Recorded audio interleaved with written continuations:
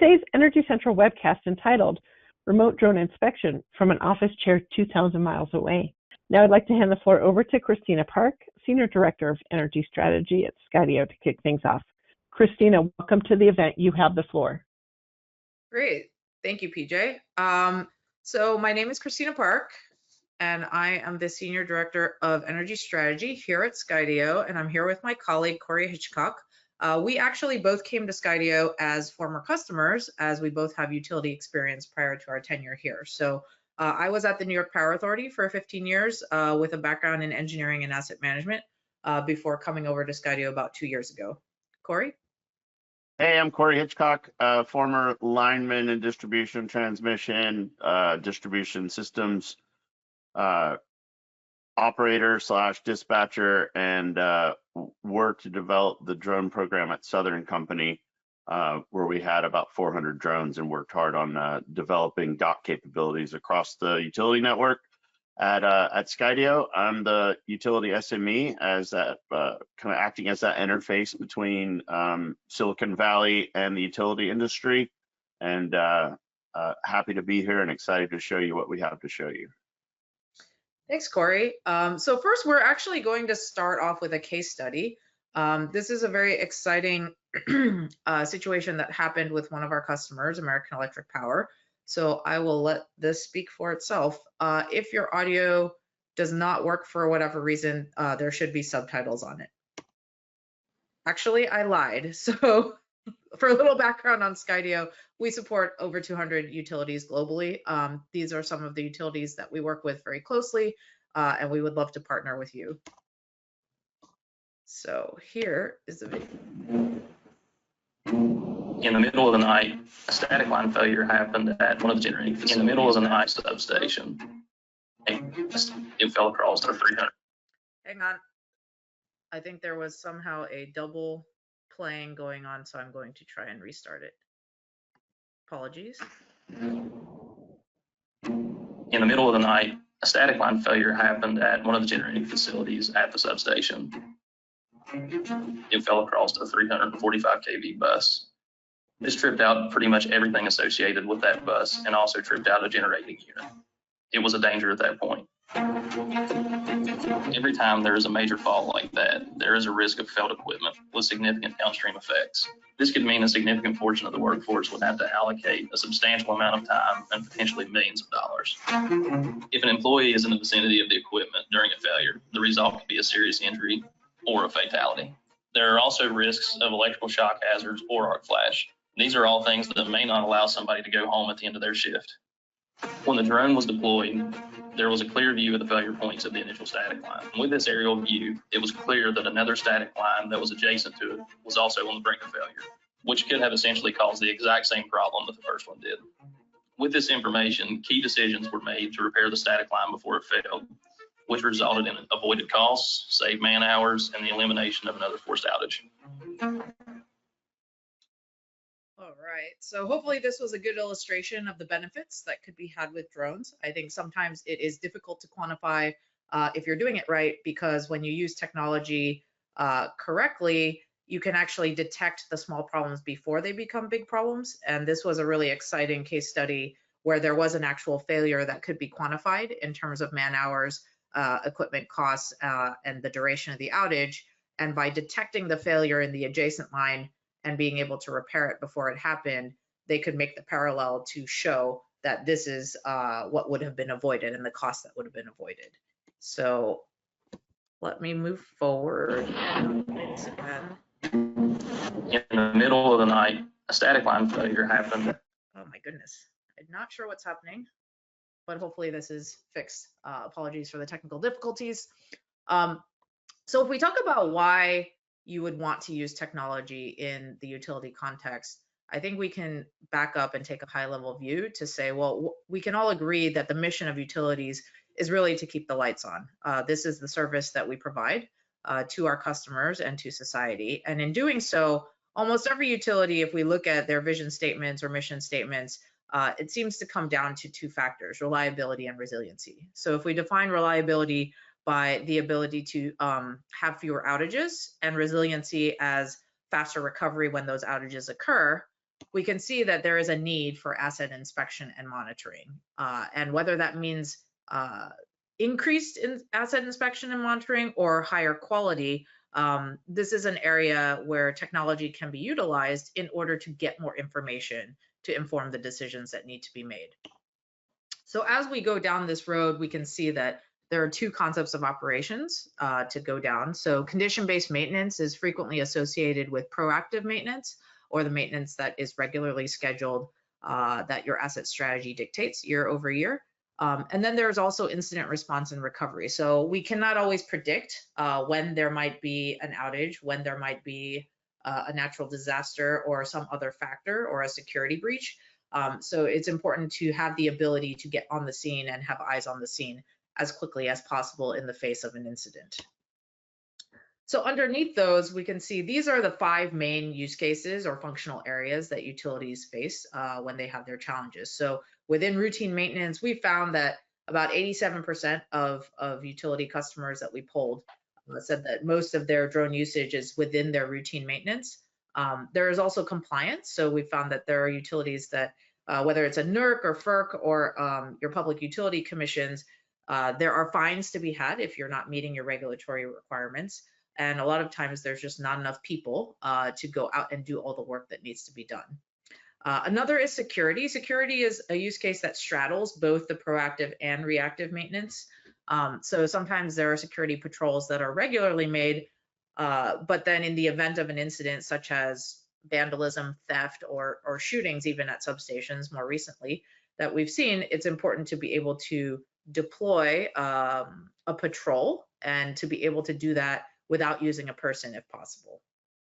Blue sky failure is something that we see every day when there isn't an external factor that causes a failure, but we can see that bolts become loose over time. Animals decide to intrude where maybe they ought not to, and the temperature just gets hot sometimes and there's a hot spot. So these are things that occur that we can't predict, but we need to respond to.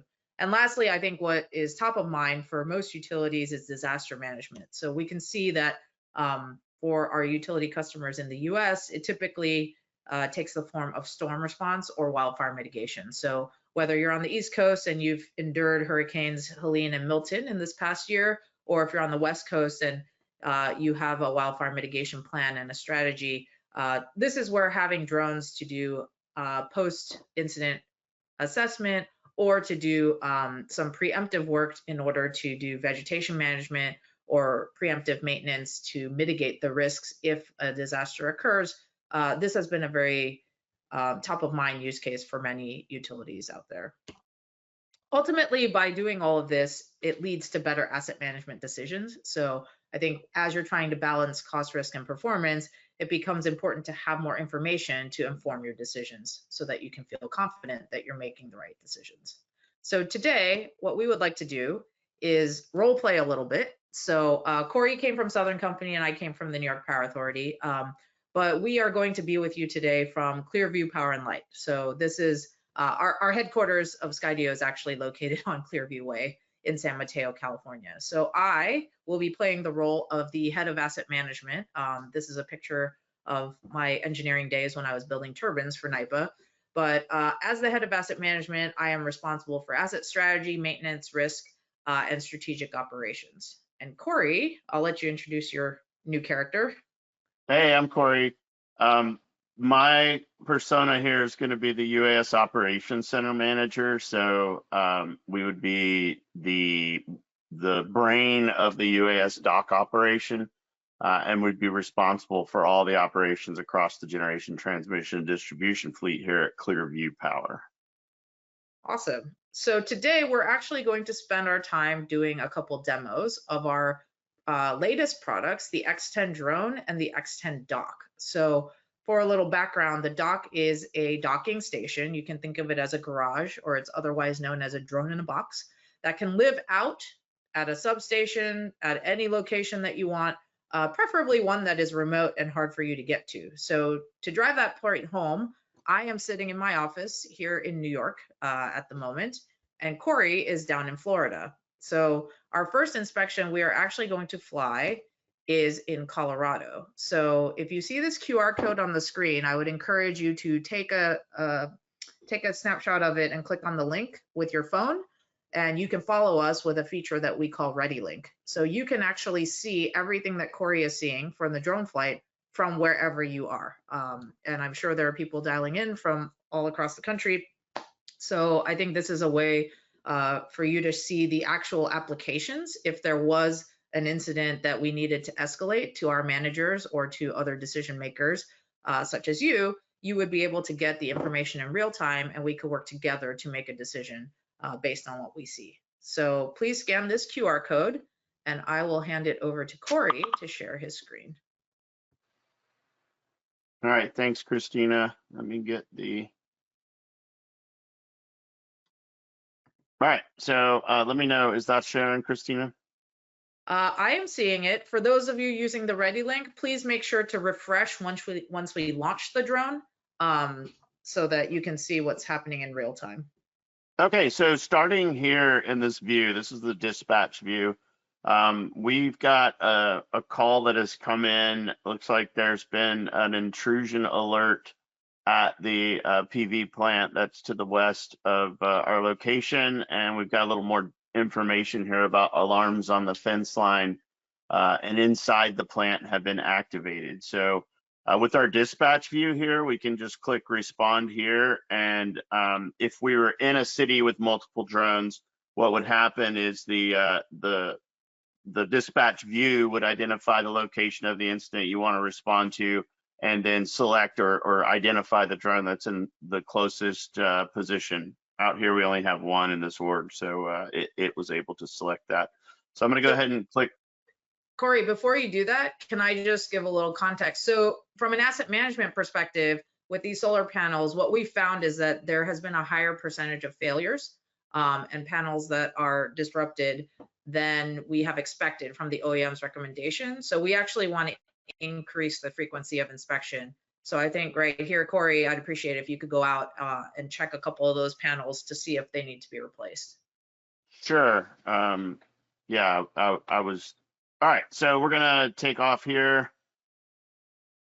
And the aircraft is going to move to the solar plant. Something that's pretty cool here is we're at an active runway on a residential, or correction, a private airport. We have a safe transit location at the threshold of either end of the runway. And what you're seeing now is Pathfinder happen. So the drone has identified its way. This is not a pre-planned mission. The drone has used its logic internally to build a route, and it's going to pass underneath that that tunnel that we've made. The orange is keep out and the green is keep in. So the drone is cruising underneath our little transit tunnel that we've made. It's going to make a right turn, and it's going to stop on location out here at the solar plant. And we'll have a look at some panels before we go investigate our alarm situation.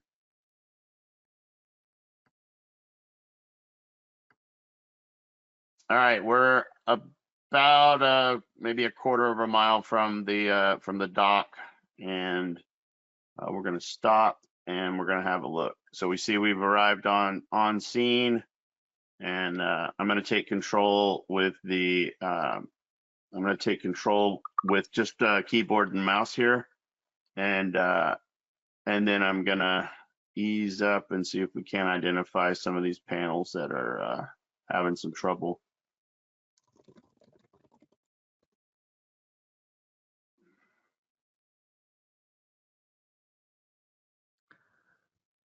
All right, I'm going to switch to thermal view here and see what I can see.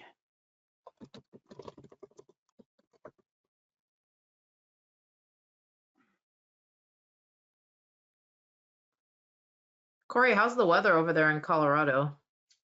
The weather was clear and conducive for flights. I was able to check that before I launched. Great. Yeah, I think we've done a couple of flights over here when it's been drizzling. And can you talk a little bit about the X10 and the ability to fly in the rain? Yeah, the X10 can fly in the rain. The X10 inside the dock, it's weatherproofed, and it has the ability to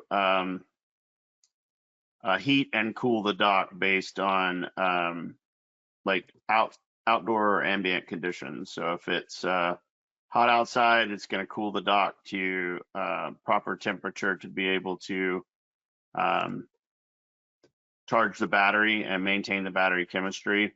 And if it is a cold day, it's going to heat the dock. So it looks like, Christina, these panels aren't really generating. It's kind of an overcast day today.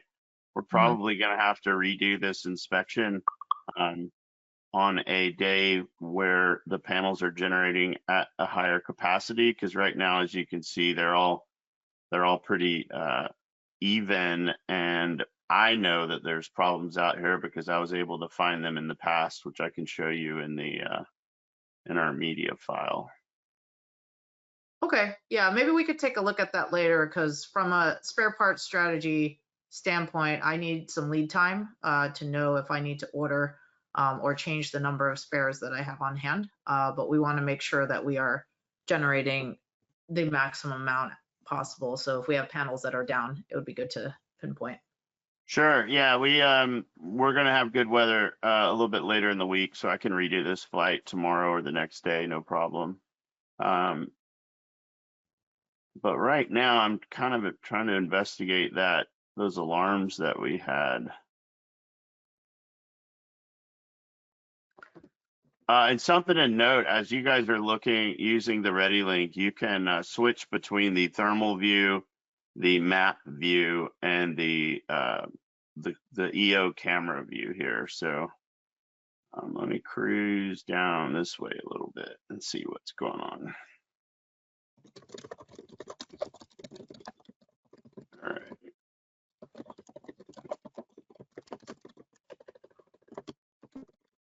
So you can see the pillar that we're seeing in AR. That's going to show us where the alarm went off, and that was a lat long that was passed to the system. I don't really see anything on this fence line right now. It may have been an animal, or maybe yeah, it may have been. I'm going to go check the inverters in the station here. And the cool thing here is, if I'm just trying to transit from one location to the other, I can, you saw that I turned on boost mode here.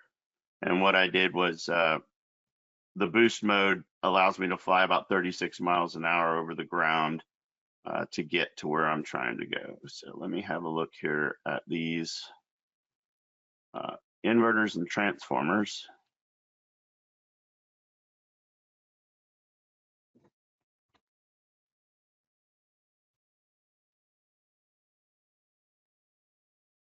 I don't see a lock on that transformer, but I know we're inside the plant. So let me see if I can get a little closer and see the captive bolts. Yeah, did that normally have a lock? It seems like it might be a good idea, especially if we have some intruder alerts happening. Yeah, we probably want to just throw a lock on there. It looks like the captive bolt is in place for that transformer. Let me check this one. Okay, I'll make a work order to make sure someone goes out there to replace that. Yeah, I'm showing captive bolts in both of them, but the locks are gone, so we probably want to throw a lock on that.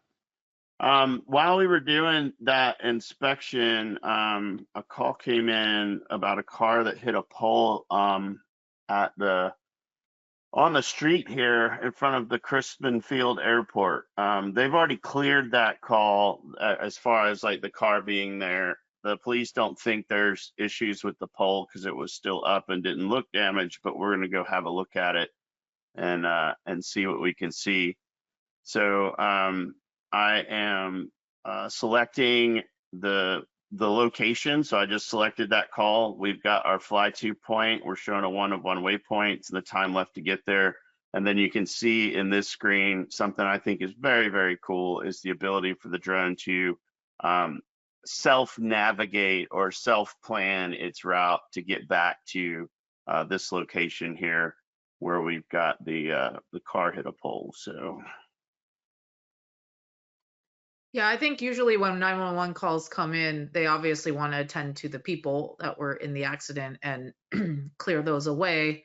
But I think for us at the utility, obviously we want to see if our equipment is damaged, and I think it's hard to see with the naked eye, at least from someone from law enforcement who's not experienced in dealing for with. sure. Yeah, we're gonna have a quick look at this pole. It's got a slack span pull off, a 3-phase pull off, or it's kind of a 3-phase angle pole with a slack span here. We're just gonna kind of go from the top to the bottom. Let me get a little closer to it. So we're able to fly on this energized infrastructure too because of the collision avoidance capabilities that we have. So I feel pretty confident in flying this from my location in Florida and getting in here and really having a good look at all the hardware on this pole. So Yeah, that's a really nice view.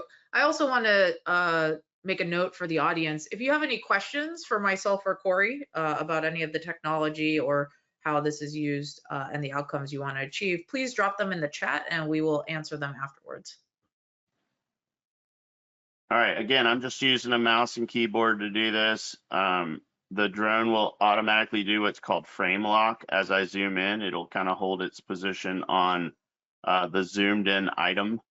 And you can see that it's locking on the near field object and staying focused on the near field object and is locked onto it. So my hands are off. I'm not steering the drone right now. It's steering itself to keep that cotter pin that we're looking at there in frame. We'll have a look at the switch. Switch looks okay. Looks okay in thermal. Swap over to thermal real quick. That's nice and cool. And then, it looks like we got a cotter pin right there that might be backed out. Let me back up a little bit and descend a little. So I think Corey is a very experienced pilot, but for someone like myself who works in an office and doesn't have a lot of experience with drones, I think one of the things that was important to me in my department was having a drone that is smart enough to fly autonomously. And I think once I started flying, I was pleasantly surprised at how easy it was due to the collision avoidance feature. It made me a lot more confident to fly near some of this critical equipment. Yeah, so we're zoomed in about 11 times, and you can see that cotter pin's backed out. So we'll probably need a work order to get somebody to go back out there and knock that in. They could probably knock it in with a stick from the ground, but we'll go ahead and make a note of that. Let's have a look at the rest of the hardware. That looks like it's in there. That all looks good. And of course, we'll look at the base of the pole where the car hit it. I don't see any damage there. So we'll call that good. We'll just need to get that cotter pin knocked back in. Looks like it's on the slack span pull off, the primary pull off for the slack span. If you can make a note of that, Christina. Yep, absolutely. All right, and we've got another call here. Looks like a operation with fault location analysis down here on this transmission line. It's saying that the fault's located 150 feet from the Rustfield substation. So we're going to go ahead and click respond here and have the vehicle identify. Again, it identified its best path around the keep in zones here. So you can see that kind of dogleg waypoint. The drone did that itself, which I think is so cool to be able to show. So we're cruising, we're doing about 36 miles an hour en route. That 36 miles an hour en route gives you about a 2.5 mile round trip capability around the dock. So you can cruise about 2.5 miles out and have a look at your system.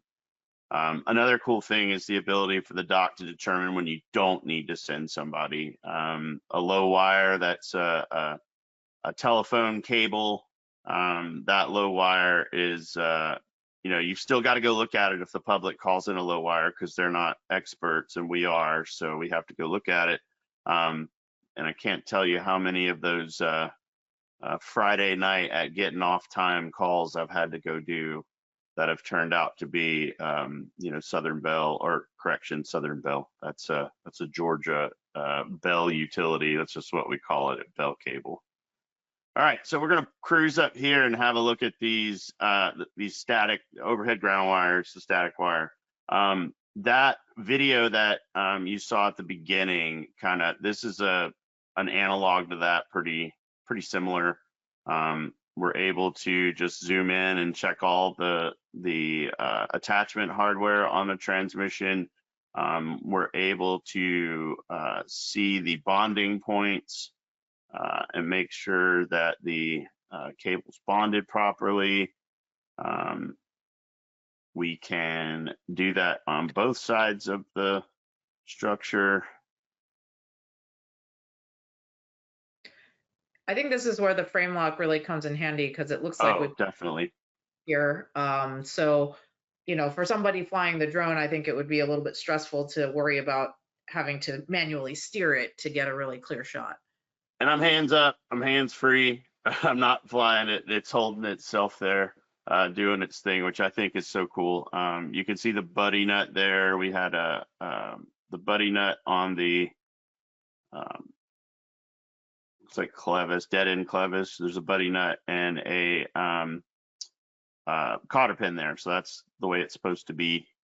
In addition to that, while we're here, that was a pretty close, let's have a look at some of the conductors. I'm going to back out just a little bit, and then I'm going to descend. So I think in the utility environment, what's really important to note is that the Skydio drones can actually operate without any electromagnetic interference. So we are here around energized equipment, and we have no problem getting nice and close. Yeah, and that frame lock's pretty cool, being able to lock on to the, and here's a polymer insulator. So when you're doing those tough to see polymer insulator inspections, checking the exterior of the polymer, you're able to get in and see the mold line. I might be too, there we go. You can get in there and see the mold line on the polymer, so you could quickly identify if there's any damage to your sheds or the the polymer coating around that fiberglass rod. That was something we were working to identify a lot of failing polymers. And so we're able to do that with the drone. I'm going to pop up over the structure, and we're going to have a look at the station real quick, since that fault came in this close to the station. Right now, I'm going to call this lightning so far, but yeah, I think for a lot of our structures, the majority of damage seems to occur more top down, but that's a view that's very hard to get from the ground for obvious reasons. So this is really helping save the risk and the expense of putting a person in the air to really get that top down view. Yeah, and we can see, we don't have permission to fly inside this station, but if we had permission to fly inside the station, the drone could very easily get in there and navigate using the obstacle avoidance. But even from this distance, we can look at the high side bushings there and see that they all have oil in the sight glass, and they're looking pretty good. So I am going to return the drone to the dock now, and we're going to, one thing I'd like to do before I land in the dock, I'm going to get a little closer to it, just autonomously build that route there. One thing I want to do or would like to do is have someone from the audience have something that they were interested in looking at, and see if we could have a look at it. if something pops in on the chat while we're returning. If not, that's fine. We can move on. In the meantime, I can throw a couple questions that have popped in the chat while you're All right. flying. So let's see. I think there were a couple questions. Okay, what is the payload and the range of these drones? Corey, you want to take that? Again, the range is kind of limited directly to the battery power right now, like the endurance of the drone. So this is a cool view, and I don't want to miss this. But the range is kind of limited to cellular connectivity and the connectivity with the C93. If you're in a cellular equipped environment, there is no limit on the command and control connectivity, but there is for the battery. So to start with, we're saying about 2.5 miles, a radius of 2.5 miles around the dock is what the drone can respond to. Right now, no, the drone is not good for your 100+ mile transmission line patrol, because it just doesn't have the battery to do that. The endurance. So about 2.5 miles is what we're looking at. And what was the second part of that question, Christina? It was the payload and the range. So if you could talk about the attachments. Oh, attachments. Yeah. So the this dock operation and your typical dock operation will require a drone that operates in night sense with a night sense attachment, which attaches on the top and bottom. I think I can go to the inspection camera and show you. May have needed to do that first.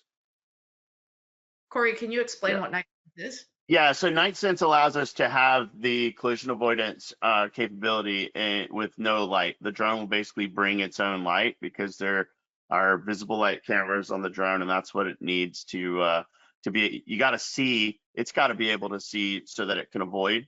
So we bring light along, and it lights the environment. Typically, you have the night sense on when you're low to the ground or when you're near obstacles.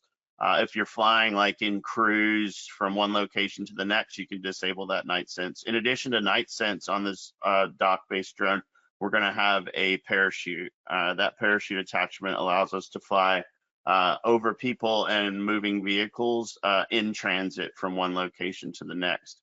And that parachute's not going to save the drone or necessarily it's going to limit the impact of the it's going to limit the kinetic energy of the drone versus humans or vehicles. One thing I want to show you, Christina, before we leave is I've got some media that I was able to get on a day that it was generating well, and I wanted to show you that. So let me find my file. That's great. I really appreciate it, because I think I'm under the gun to make sure that we have our spare parts ordered and ready to replace. And I know there was a concern about some of those panels. Yeah, hold on just a second. Let me find it. So we're just giving an example of solar panels today. It could be any asset that you are concerned about, that you can use this technology for. Okay, so here's some of those panels that I found, Christina. You can see all the different cell level defects we've got there. We've got a few strings out. I think at the top of the screen and the bottom of the screen, that's more reflection, but you can definitely see we've got some definite cell level defects and some strings out. I think we probably want to look at the strings that are out first before we address the cell level defects. You can see a whole strip out right there. But anyway, so I have those. I'll send those over to you or send you a link to them in the cloud, and you can download them to your computer. Great. I think I can attach those directly to the work orders so that I don't have to send a person out to check them again. Yeah, something else that's pretty interesting. This is just an exciting, neat thing that I found when I was out flying the other day. This mama cow just had the baby cow, and she was cleaning it, and it stood up for the first time, which I thought was pretty cool. Like I was able to see that with the drone. It was pretty neat. So anyway, we're gonna drop over to the our doc demo HQ, if you guys want to pull up that ready link, or did you have something else? Can we pop over back to my screen, PJ, and I will give you all a link. Great. So if you scan this QR code on your phones, it will be a new ready link. So again, the beauty of remote operations is Corey's in Florida, I'm in New York. We just inspected in Colorado, and we're about to inspect in California. So with the BV loss waivers, the beyond visual line of sight waivers that we were able to get, you can fly from anywhere in the world and also be able to share that flight through ReadyLink to anybody in your organization. So I think we can pop back to Corey now. Yeah, I'm ready to go. I'm logged into our organization, the org over in California. Let me share that. And there was a question that came in Canada, we do not get clearance to self-navigate or go beyond visual line of sight. So this is a great question. The question was, how did we achieve this? So here at Skydio, we actually have a regulatory services team. So we have experts who are in all of the FAA regulations. They are up to date. I think our head of regulatory services actually used to work in that world in the FAA. And so they are very, very knowledgeable. And there have been great strides in recent years, especially for utilities as a critical infrastructure service, to getting these waivers approved. So our regulatory services team has helped many of our utilities obtain the waivers they need in order to use these docks and fly in a way that gets them the access they need. All right, so here we're responding to alert, and then we're gonna have a look at some solar panels on the way back that we were supposed to have changed. I don't know if they've done the work on those yet or not, but we're gonna go have a look at the switch X-ray 1, 2, 3. We've got customers showing out behind this UD riser. Again, I'm gonna tap the respond here button, and we've got a couple of docks at this location. They're both pretty well.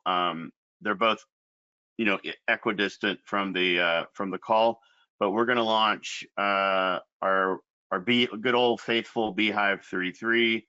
And I'm going to click respond, and it's going to open up our pre-flight.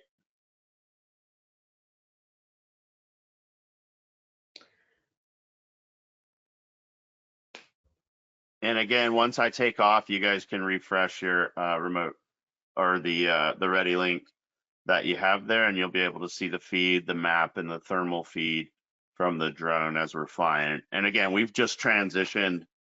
I'm in Florida, operating this dock. From the dock is in California. We just transitioned from Colorado to California, and we're able to operate. So it kind of, to me, shows the ease of use when you're operating multiple locations from one place. I think one of the questions that came in as well is when the drone comes back to the dock, it immediately starts recharging its battery and also immediately starts syncing to Skydio Cloud to get all the data up there.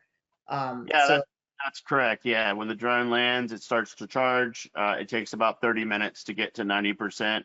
The last 10% can take another 30 minutes potentially.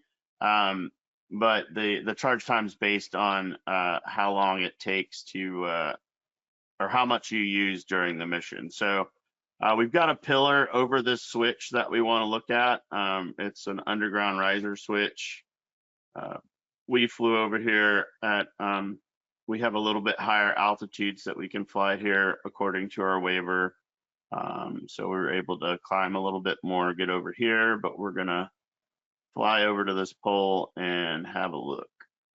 And Corey, right, that it looks like I can see the overlay of where exactly I am with highways and streets. Oh yeah, thanks, Christina. I don't think I actually have it turned on here.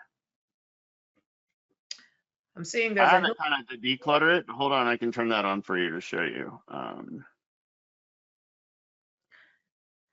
So I think this could be important in terms of if there's a reactionary scenario where we need to send crews out very quickly, we can see use GPS to see the lat longs, but we can also give instructions on what landmarks were nearby or what streets. Yeah, we can see the overlay of the maps. We can see the street numbers and that kind of thing. But I'm going to go ahead and turn that back off to declutter the screen so that we can see it.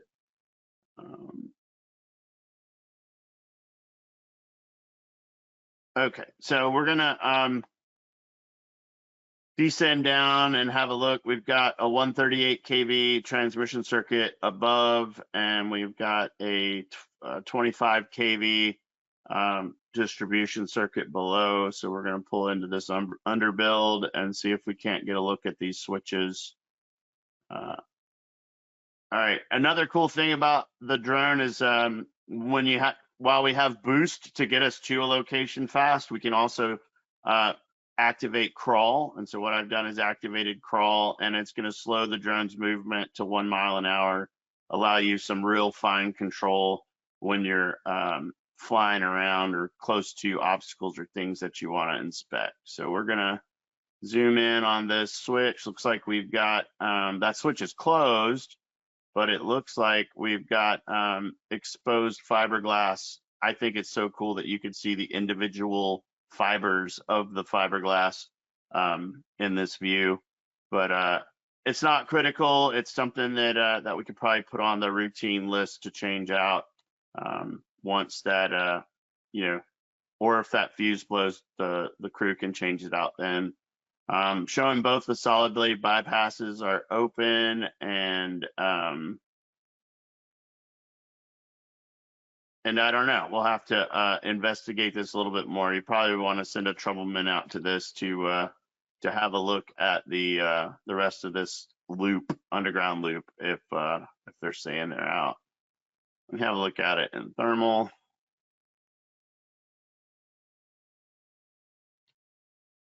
It all looks pretty close to ambient there.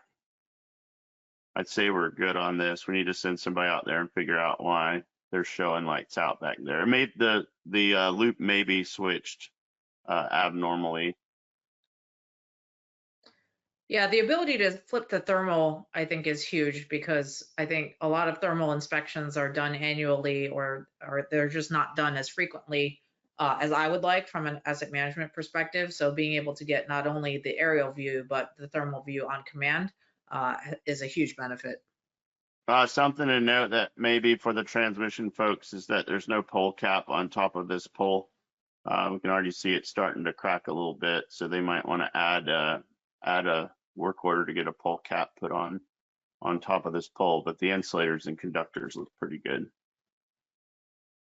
All right, so now pull up my dispatch page and see what else we've got. We've got a switch 1, 2, 3.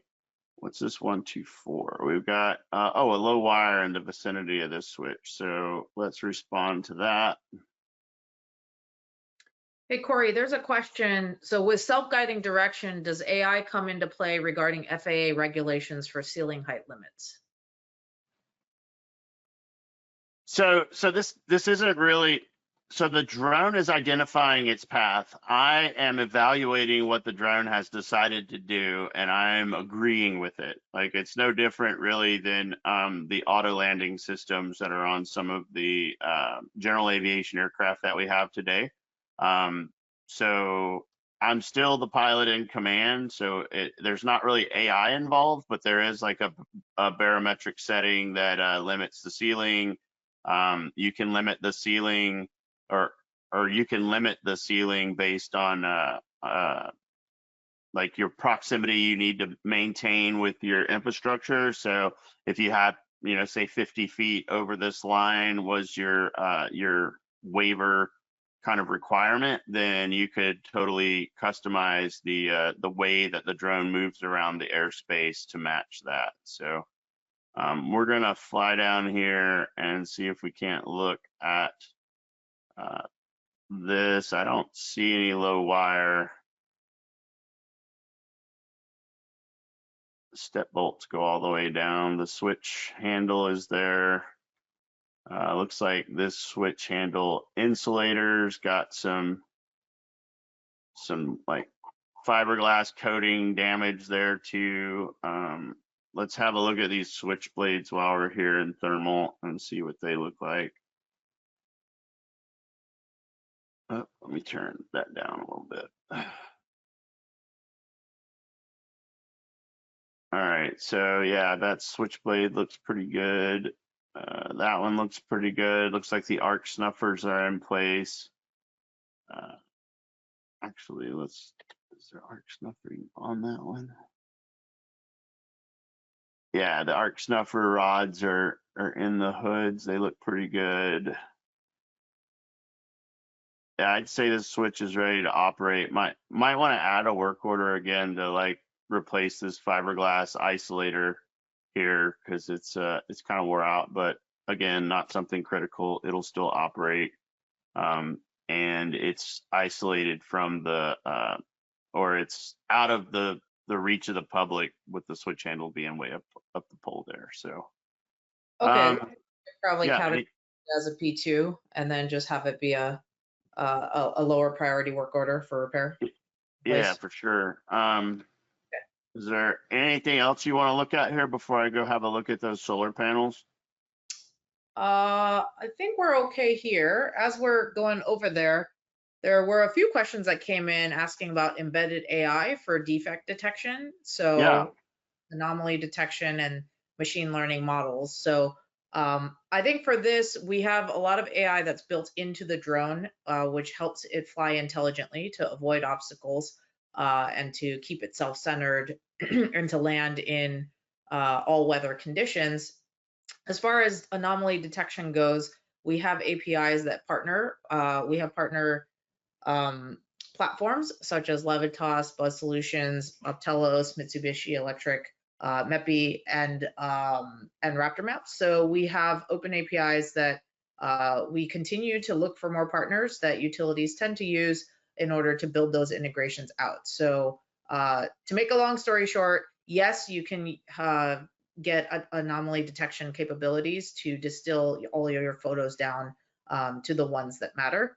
And that is very easy to do with the partnerships and integrations that we have.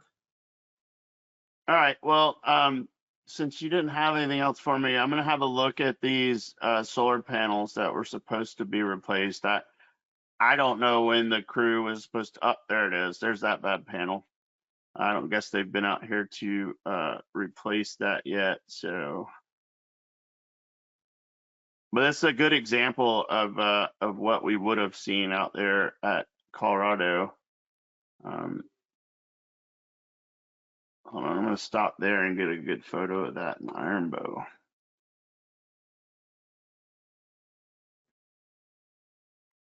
So the cool thing about this too is that we're going to capture this photo with in a radiometric JPEG and be able to analyze this photo in our FLIR tools or FLIR Studio.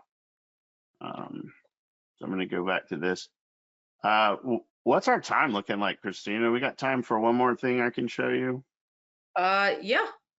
All right, I'm going to fly over and have a look at this parking garage because while we were flying, I got kind of a notification that something's going on in this parking garage. Yeah, Corey, do you feel comfortable? I know parking garages are dark and they have kind of low ceilings to navigate around. You know, these drones are not exactly cheap if you crash them. How comfortable are you flying in there? Well, I'm pretty comfortable doing it because if the lighting inside the garage gets too dark and you know, I need to turn on my night sense, I can. So I can fly into that that under this this little lip right here inside the parking garage. But I would just turn on night sense. But I wouldn't try to do this with pretty much any other drone, especially from being in Florida and doing it. Oh, look at that. We got old Copper Bob's there. There he is. But yeah, And in addition to the night sense that I can turn on with it being dark in there, another really cool thing is that we don't need GPS to navigate inside this this parking garage. We're using our vision collision avoidance capabilities to kind of fly around here and say hello to Copper Bob, who's been probably in there trying to steal copper. I don't know. We'll send our security folks over to go have a talk to him, but yeah, we can fly around this. We can fly around in this parking garage. We could go down all of the levels if we had the time to. But we're going to go ahead and return to the dock. So I'm going to cruise out here. There are a couple questions regarding training and certification. So is there a certification process needed to fly these specialized drones? I mean, yeah, you need training on the drone. You have to have, in the United States, you have to have a Part 107 certificate to operate the drone, even if you're operating like I am here from a remote position or remote flight deck position. If you're like, this drone is very easy to fly, and you're able to, you know, the training burden isn't as great as it would be for something that lacked the collision avoidance capabilities that we have. So I want to look at one more thing that I think is really cool, and I always like having a look at it. This is our headquarters on the San Francisco Bay, South Bay at San Mateo. And we're going to be able to look over here at the San Francisco airport. And this is SFO, which is 7.8 miles from the dock. Granted, we're in some digital zoom here, but we can zoom in and kind of make out airplanes moving around on the runway, and you know, kind of see the tower and that kind of thing, which I think is just so crazy that we're a good 7 nautical miles away from that and able to see it. That actually ties into one of the other questions that came in on the chat. So for the close-up video, how close in number of feet are the drones getting to the target, or how close can we get when we make when we do our inspections, or are they equipped with a zoom lens with adjustable focus? So there is a zoom lens, there is adjustable focus. I'm going to fly down and kind of fly down here back to the parking garage. I got a little bit of battery left. I'm going to simulate a concrete condition inspection so I can give you an idea of how close we would be to the object. So so you can get 24 inches off the rotor tips in all directions with standard collision avoidance. With our optics on the Z30 package, which is what we have here, we have the ability to zoom in, and we can zoom in on a concrete, but we don't really have to be within 2 feet of it, because I mean, I'm able to see exposed aggregate here and able to see other like concrete condition defects, like there's some rust there from maybe exposed rebar or something, but I don't have to get that close, but I can if I need to. So it's all about like how you operate. We are, hold on, I'm gonna push up against this. All right, so I'm pushing forward right now, and the drone is sliding to the right. It's trying to, it knows that there's an obstacle here, and this is the example of what you can see at minimum obstacle avoidance with minimum, you know, minimum positioning of the drone from where it is. But we can also see that level of detail if we back off a little bit. So I'm going to back out, and I'm probably, I don't know, a good car length away from the concrete surface right now, and I should be able to get in there and see that same aggregate. We can see the aggregate there. I probably wouldn't call that good for an inspection shot. I'd probably move a little bit closer, but but it's all about, you can get as close as you need to, or as far away as you need to. And the drone's pretty versatile. Like you know, it's just like any other camera. You got to fit inside the focus envelope. You know, if you're too close, it won't be able to focus on it. But if you're too far away, you won't be able to resolve what you need to. But I don't know. This is a pretty cool example, I think, of the resolution capability of the Z30 payload. No, that's great. And I think one of the other questions was where the drone is produced. So yes, this drone is produced by Skydio. We are the largest US or Western manufacturer of drones. They are all designed, manufactured, and assembled, both drones and docks, here in the US at our Hayward, California facility. So you can expect to have kind of a white glove service and an understanding from our product and engineering teams and our manufacturing teams that are all available here. I think another differentiator is we have a very robust customer success team that is here to make sure that once you purchase these, that these are actually deployed within your organization, so that you have a real person to talk to and to ask your questions and feedback. So I think both Corey and I were once customers of Skydio. I think Corey, you were kind of one of the pioneers, I think, in the utility space. And I think a lot of your feedback to Skydio when you were a customer actually made it into the products, right? Oh, for sure. Yeah, that's one thing I liked about Skydio. What made me excited to come to work here was the fact that we would give feedback and it would be like acted on. Okay, here's the bridge. I was looking at the wrong bridge, but you mentioned our manufacturing facility in Hayward. There's the bridge over to Hayward, and our manufacturing facility is about right in there. So we actually have a shuttle bus that runs, every half hour or hour. I don't remember the frequency, but it actually takes our employees back and forth. So you'll see that a lot of our product and engineering teams, people from headquarters, will actually go to manufacturing to work directly with them, and vice versa. So the ability to collaborate on a daily basis is a priority for us, and I think it helps us just make better products for everyone. So we were talking about, Christina, we were talking about the attachments earlier. Something that's cool here is you'll see the drone come into frame here and land in the dock. So we're looking aft forward in the dock right now.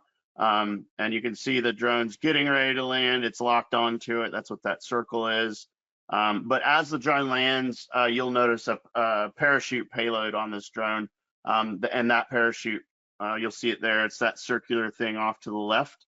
That parachute allows the drone to fly at a minimum 90 feet-ish and be able to, still deploy the parachute at that lower altitude. So there's the drone. It operates off a compressed nitrogen cartridge, so it's very fast. That's how we can get a little bit lower. But it's pretty cool. Just something I wanted to point out. Yeah, and I think that we have shown a lot of the outdoor capabilities today. This is our drone is rugged a bit and has the ability to withstand all weather conditions. We're IP55 rated, so you can be out in the rain, you can be out in the wind, and have confidence that the drone is going to fly safely for you in those conditions. We have some customers that are using them out in ice storms and snowstorms as well, in near whiteout conditions, and able to assess their infrastructure. So that is what the drone was made for. That being said, you can certainly take it indoors with the collision avoidance. You are able to do some indoor power plant inspections as needed. Based on the size, it may or may not fit in certain spaces that you're looking at, but this is a use case that we are aware of and building towards in terms of finding other form factors that may fit this in the future. We also have you can use that night sense while you're flying around inside the darker areas of the plant. I feel like it'd work well if you could access the interior of a coal-fired boiler. If you could access the interior there, you'd be able to operate this inside a coal-fired boiler pretty easy with night sense on. Okay, well, I think we're up at the hour. So any of the questions that came in that were not answered, we will make sure to get you an answer. And I think that if you, Tommy dropped in the chat, if you have any other further questions, please feel free to email utilities@skydio.com. PJ, I don't know if we can flip back over to our finishing slide here.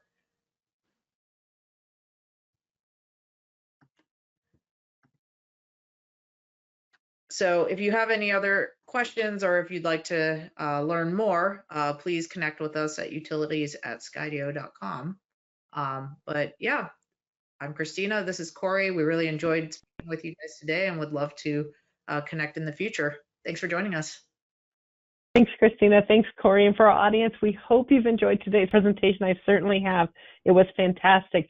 As you log off, please take a moment to fill out our quick feedback survey. We'd love to hear your thoughts and continue to provide you with quality content such as today. Thank you so much for attending today's event, and this does conclude today's presentation.